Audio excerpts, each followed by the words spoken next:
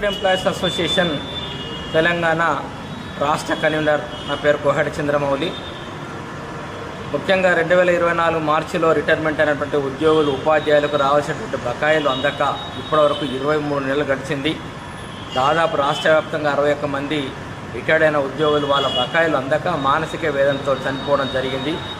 మేము అనేక మార్లు ప్రభుత్వ పెద్దలకు, ముఖ్యమంత్రి గారికి, తర్వాత మేము ఎమ్మెల్యేలకు, మంత్రులకు కూడా ప్రాతినిధ్యం చేయడం జరిగింది. మా డబ్బులు మాకు ఇవ్వాలని చెప్పి. మరి ఏ ప్రభుత్వం కూడా రిటైర్మెంట్ అయిన వెంటనే నెల 2 నెలల లోపల వారికి రావాల్సినటువంటి వాళ్ళ బెనిఫిట్స్ అందించేది. మరి ఈ ప్రభుత్వం వచ్చి 23 నెలలు గడిచినా కానీ మాకు రాకపోవడం వల్ల అందరూ మనస్తాపానికి గురవుతున్నారు. మేము ప్రభుత్వాన్ని ఒకటే డిమాండ్ చేస్తూ ఉన్నాం. రేపు ఫిబ్రవరి ఈ నెలలో పెట్టేటువంటి బడ్జెట్ సమావేశం లోపల మాకు రావాల్సినటువంటి డబ్బులు ఈ బడ్జెట్ సమావేశం లోపల ఏకమొత్తంగా చెల్లించాలని చెప్పి ప్రభుత్వం ఒక ప్రకటన చేస్తే మేము వాళ్ళ ప్రభుత్వానికి అనుకూలంగా ఉంటామని చెప్పి మేము తెలియజేస్తూ ఉన్నాం. మేము గత బీఆర్ఎస్ ప్రభుత్వం మీద విసిగి వేసారిపోయి మా సమస్యల పట్ల ప్రభుత్వం ఉద్యోగులు ఉపాధ్యాయుల సమస్యల మీద అనుకూలంగా స్పందించడం వల్ల మేము కాంగ్రెస్ ప్రభుత్వం తీసుకొచ్చుకోవడం జరిగింది. మరి తీసుకొచ్చుకున్న ప్రభుత్వం ఇలా మాకు 23 నెలలుగా బకాయిలు ఇవ్వకపోవడం అన్యాయం చేస్తూ ఉన్నది. మరి ప్రభుత్వం మా ఉద్యోగుల రిటైర్మెంట్ అయినటువంటి ఉద్యోగుల ఆగ్రహానికి గురి అయ్యి వారు మాకు చెల్లించేటువంటి డబ్బులు చెల్లించకపోతే వారికి మేము తగిన మూల్యం చెల్లించాల్సినటువంటి అవసరం ఏర్పడుతుందని చెప్పి నేను ప్రభుత్వాన్ని డిమాండ్ చేస్తూ ఉన్నాం. ఇప్పటికీ ప్రతి నెల 700 కోట్లు అని ప్రభుత్వం రిలీజ్ చేస్తూ ఉంది. కానీ ప్రభుత్వం ఏదంటే పక్షపాత ధోరణితోటి 700 కోట్లు రిలీజ్ చేస్తూ ఉన్నది. 700 కోట్ల లోపల ఎక్కువగా వర్కింగ్ ఎంప్లాయీస్ వాళ్ళకే వస్తూ ఉన్నాయి. ఒక 10-15% మాత్రమే పెన్షనర్స్కి వస్తున్నాయి. మరీ ఈ నెలలో విడుదల చేసినటువంటి 720 కోట్ల లోపల పెన్షనర్లకు ఒక్క పైసా కూడా రాలేదు. ఇది సరైన విధానం కాదని చెప్పి మేము గతంలో ప్రభుత్వానికి కూడా తెలియపరిచాము. కనీసం పెన్షనర్లకు సపరేట్గా ఒక 1500 కోట్లని కేటాయిస్తే ఒక 3-4 నెలల లోపల మా సమస్య తీరుతుందని చెప్పి మేము ప్రభుత్వానికి, ప్రభుత్వ పెద్దలకు కూడా మేము సమాచారం ఇవ్వడం జరిగింది. ఇప్పటికైనా ప్రభుత్వం స్పందించాలని చెప్పి మరి ఈ మున్సిపల్ ఎన్నికల లోపల మేము వ్యతిరేక విధానాలకు పోకుండా ఉండాలంటే మాకు తప్పకుండా ఈ ఫిబ్రవరి బడ్జెట్ సమావేశం లోపల మాకు పూర్తిగా అంటే ఏకమొత్తంగా డబ్బులు చెల్లించినట్టు ప్రకటిస్తే తప్ప మేము మున్సిపల్ ఎన్నికల లోపల అనుకూలం కామని చెప్పి మేము ప్రభుత్వానికి డిమాండ్ చేస్తాము. Thank you.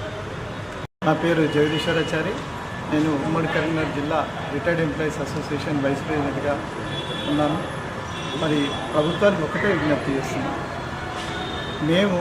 మాకు సెపరేట్గా ఫండ్ ఇవ్వండి అని చాలా ఒక 5-6 నెలల నుంచి పోరాటం చేస్తున్నాం. అయినా ప్రభుత్వం వారు గదే 700 కోట్లు మాత్రమే రిలీజ్ చేసింది. మళ్ళీ ఆ 700 కోట్లలో మాకు ఒక 10% వచ్చేది.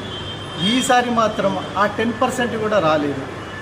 అంటే మేము రిటైర్ అయిన వాళ్ళము బాధలలో ఉన్నామని ఎంత విజ్ఞప్తి చేసినా మీరు పట్టించుకుంటలేరు. ఇది ఎంతవరకు కరెక్టో ప్రభుత్వం ఆలోచించాలి. రెండో విషయం ఏంటంటే మీరు తప్పనిసరిగా మరి బడ్జెట్లో పెడితేనే మా టోటల్గా 10,500 మంది బయటపడితేనే మళ్ళీ నెక్స్ట్ ఇయర్లో కూడా మళ్ళీ వాళ్ళు రిటైర్మెంట్ వాళ్ళు దాదాపు 10,000 మంది ఉన్నారని తెలుస్తుంది. కాబట్టి తప్పనిసరి ఈసారి బడ్జెట్లో ప్రవేశపెట్టే దాంట్లో మాకు ఏకమొత్తంలో కేటాయించండి. అలాగే నెక్స్ట్ టైం అయినా కానీ ఈ ఎలక్షన్స్ లోపల మీరు ఒక ప్రకటన చేస్తే మేము ప్రభుత్వానికి అనుకూలంగా ఉంటుంది. లేకపోతే తగిన మూల్యం ఈ ఎలక్షన్లో చెల్లించుకుంటారని స్పష్టంగా చెప్తున్నాం. అంటే ప్రభుత్వం దగ్గర డబ్బులు లేవు అంటున్నారు కదా, అలాంటప్పుడు ఇప్పుడు ఎలా సమకూరుస్తారు ఏంటి?